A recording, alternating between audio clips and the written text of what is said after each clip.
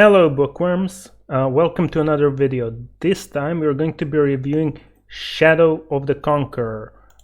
It's written by Shad Brooks, a new author, perhaps known to some people on YouTube. He has a channel named Shadiversity where he talks about everything related to medieval times. I'm a casual viewer of his channel. I watch a video or two once in a while, so I learned about this book there. If you're interested in history, especially medieval history, check out his channel. It's pretty cool. I definitely recommend it.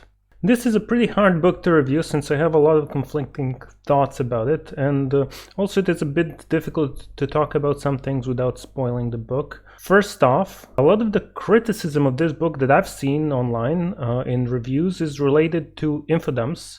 This book does have a very robust world with a lot of lore related to it, but I personally never once felt like there were too many info dumps, or that the story gets bogged down in, information and backstory and stuff like that. But some people have criticized it for it. For me, I didn't feel that way at all. Other criticism I've seen is the editing and spelling, but I can't really say much when it comes to that, since I did listen to the audiobook on Audible and it was done quite well. I noticed a few weird phrasings, but nothing too egregious. Perhaps it's much easier to miss that kind of stuff when you're listening to an audiobook than when you're reading a text. They might have also have fixed some of the issues in the audiobook. I can't really say, so I'm not gonna talk about that stuff at all. Starting with the book, the world this book takes place in is definitely interesting and unique, and it is not a planet or even a disk like in Pratchett books, but a bunch of continents and islands that are basically constantly falling through the universe or through the world, and when they reach the end, they get instantly teleported to the top, as far as I understood, only to start falling again. So that's why it's called Chronicles of Everfall, because they keep falling. The premise is also pretty interesting, as we follow a vile tyrannical dictator called Dalen, who has done countless atrocities. He's oppressed and killed millions of people. There was also he raped a lot of women. It was pretty bad stuff. The book starts after Dalen is deposed and he lives in hiding, and he was reflecting on his reign and hating himself for what he had done, and he finally decides to kill himself. So that's the basic premise. I'll talk more about it later. So the magic system in this book is really well crafted, and it reminds me a lot of Brandon Sanderson's magic systems, which is a huge plus. The system is based on light, and people called light binders and light bringers use this light in order to enhance their abilities. But the more interesting part of the magic system here is the Darkstone and Lightstone, I think was the name, which they use in the book. They have a strong effect on each other. The Darkstone is, I think, repelled by the light, as far as I remember. So this is used as a basis of a lot of the technology, or magic and technology combined in this book. So they make cars, skyships, many other devices, and they use these stones in those devices, so it has a kind of a steampunk feel because of this Darkstone and Lightstone devices and technology. Moving on to the writing style, it also reminds me of Sanderson, as the characters are set up in an interesting way and seem to all have their own underlying issues, which are explored throughout the book, especially Dalen, the main character, who has to struggle with his own past and deal with his crimes as he tries to right his wrongs.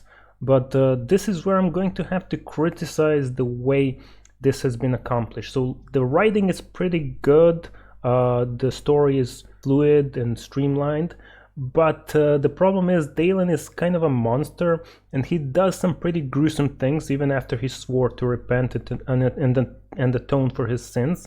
His violent nature is something that he struggles with throughout the book, and he does overcome it in a way, but I don't think it's handled in the best way, in my opinion. The polish is just not there when it comes to being able to pull off the development, especially with this kind of character, which is, I guess, really difficult to write about. More connected to this, my main issue with this book is the tone of the book. The premise of the story itself is very dark and brooding. It's a brooding story of attempted redemption and guilt, of which we are reminded in the beginning of every chapter by excerpts from Dalen's journal, and I like that part. But the main storyline of the book is much more lighthearted, although it is gruesome in some points, but it's a lighthearted adventure. You have swashbuckling, banter between characters, humorous discussions, stuff like that. So I think the problem and my criticism of this book is it keeps switching back and forth between these two tones, and it felt a bit grating at some points, and it completely took me out of the experience at one of the climaxes of the book because they switched from very, very dark to pretty like joking and lighthearted in the span of 2 sentences or something.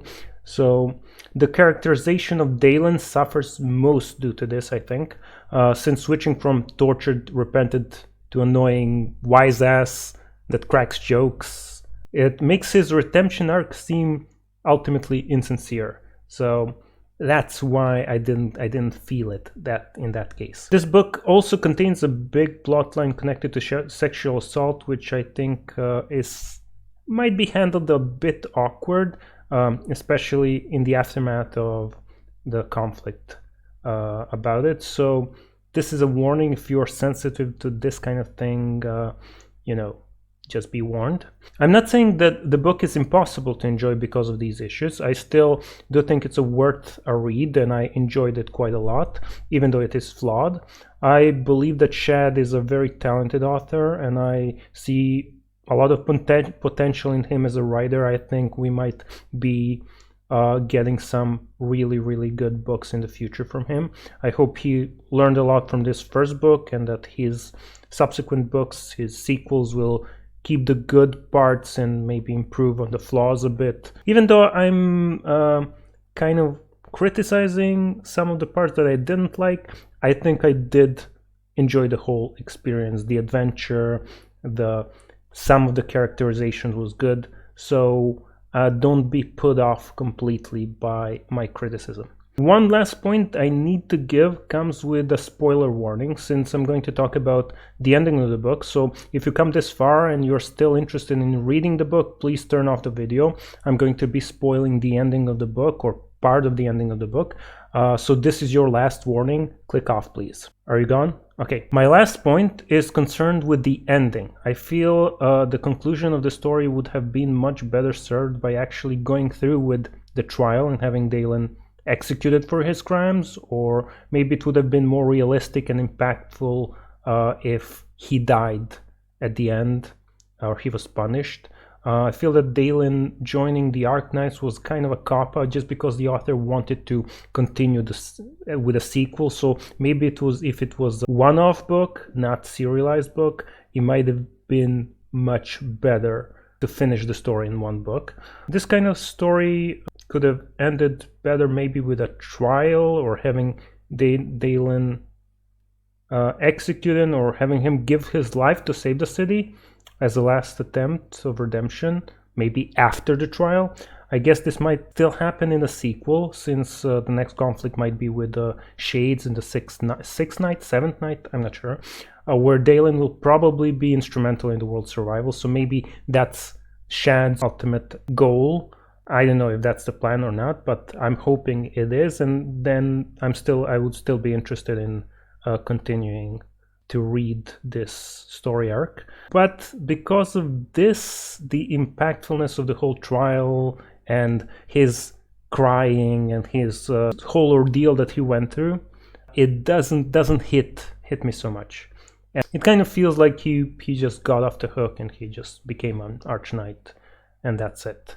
Even though the book keeps telling you that his existence is pain for him, I still don't get the feeling that it is in reality. So I guess maybe that's again connected to the thing that I mentioned about the tone of the book, that it feels too lighthearted in places, so you don't get the feeling that he is actually repentant. It seems like he's just going through the motions of being repentant, or at least that's how I anyway, that will be it for this video. Please tell me what you thought about the book in the comments down below. Hit that dislike button if you hated this video, and I'll see you bookworms in the next one. Bye.